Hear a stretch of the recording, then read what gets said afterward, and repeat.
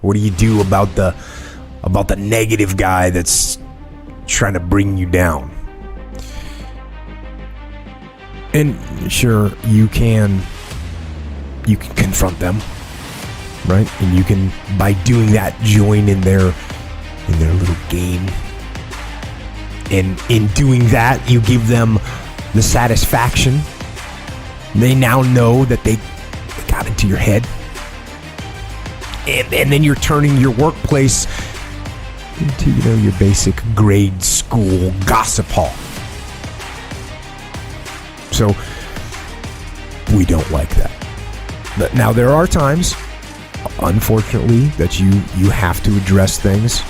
And when you do it professionally.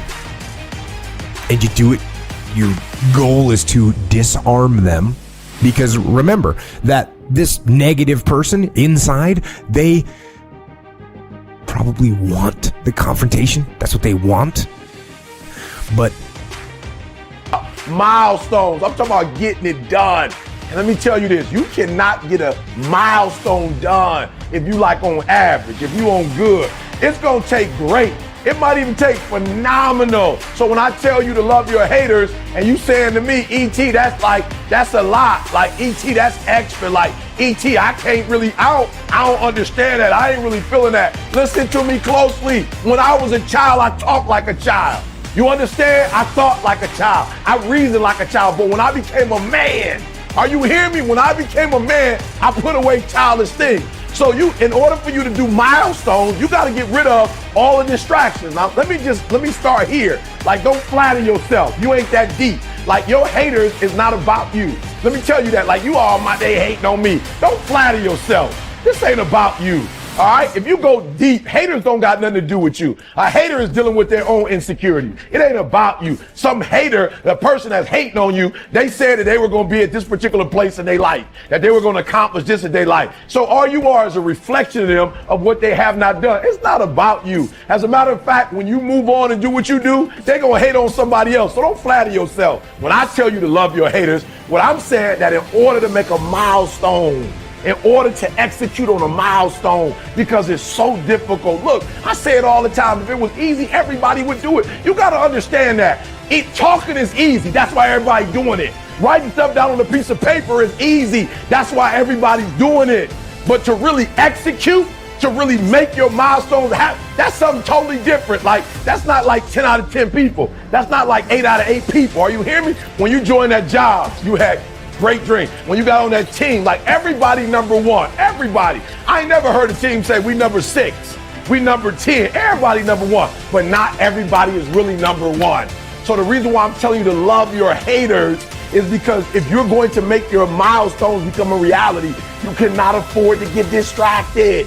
That's what this whole thing is about. And I'm saying you only got 24 hours in a day. I don't care who you are. You only get so much energy in a day. Because it's so hard to make milestones happen, you don't have time to give your energy to haters. You don't have time to be thinking about your haters. You don't have time to be thinking about what your haters said. You don't have time to be counterattacking their attack. Like, you don't have time for that. Milestones are already challenging. It already takes years and years to get a milestone done. Don't throw your pearls at swine. You ain't got time for them. You don't have time to be thinking about them. You don't have time to be concentrating on them. You don't have a lot of time. You only got 24 hours. So all of your energy needs to go into your goals. That's all I'm saying. When you get haters, people's opinion of you is none of your business. I have lots of haters. They on the internet all the time. But who are they though? They don't even know me. People who are haters on the internet, I call them thumb gangsters. They just type it. Their little punk got a private page. They say about, they don't even know me. So I don't give them no energy. I give haters no energy. Steve ain't this, he think he this. You don't even know me. So I just keep going through. But then I'll tell you something too, haters motivate me. Because when they talking about me, that means I'm doing something.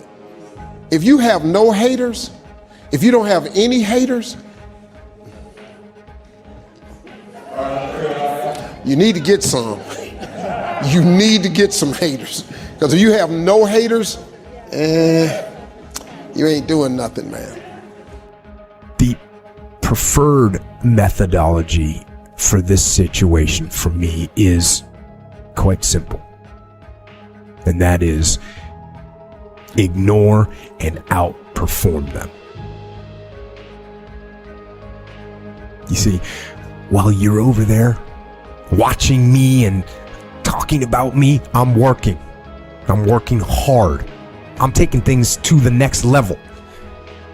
You keep gossiping and I'll keep working. You keep talking smack and I'll keep working. You keep focusing on everything and everyone else and I'll keep working. And when you finally look around at where you are and where I'm at, you realize that you have nothing left to talk smack about. And you will lose and I will win. That's why I love my haters. Why? Because I love myself. You better hear what I just told you. I love my hater because I love myself. I love myself too much to get distracted. I love myself too much not to execute. My wife's dependent on me. My son dependent on me. My daughter dependent on me. My mama dependent on me. My staff dependent on me. You might, doggo, I don't know you. You might be dependent on me. And so you don't have time for a 50% Eric Thomas. You don't have time for a 70% Eric Thomas. You don't have time for an 80% Eric Thomas. And I don't care. I'm 120 and I can't be 120 worried about my haters. So do me a favor. This for those of you who like, come on, E, hate my haters is what I want to do. And you telling me to love them? Yes, love those. Yep, who despitefully use you. Yep, do good to them. That's exactly what I'm saying. Why? Because you got to love you and your family and your friends. You got to love you enough to stay focused on what you've been called to do. You got to stay focused on the goals and the tasks that's at hand. And you can't allow nothing, I mean absolutely nothing, to distract you. So it's your boy E.T. saying, yup, I know it's complex to love your haters. I know if it was easy, absolutely. Yep, if it was easy, everybody would do it. I'm not suggesting that it's easy, but I am suggesting that you can get it done. So think of one of your enemies, yep, and write them, go get a card and write them something real sweet and put a gift certificate in it, yep, send them some flowers, yep. I ain't playing, I'm serious. I want you to think about somebody that you just like, I can't stand that person, and I can't, and I want you to love yourself enough to love on them. Look, it's your boy E.T. saying, make the rest of your life the best of your life. Why? Because it's your life.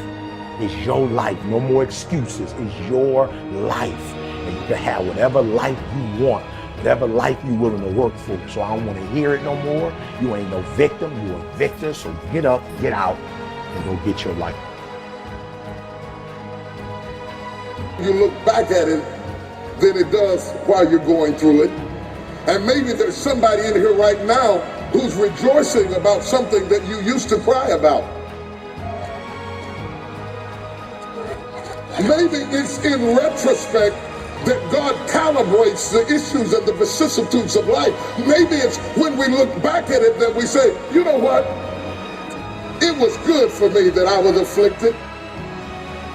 Because if I didn't go through what I went through,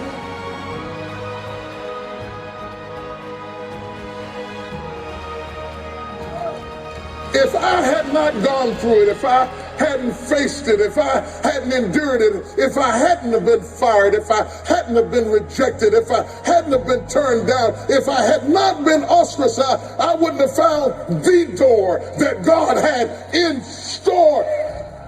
In fact, thank you for hating me. Thank you for leaving me.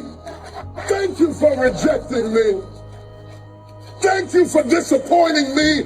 Thank you for shutting the door and telling me you can't stay here. You're not welcome here. Thank you.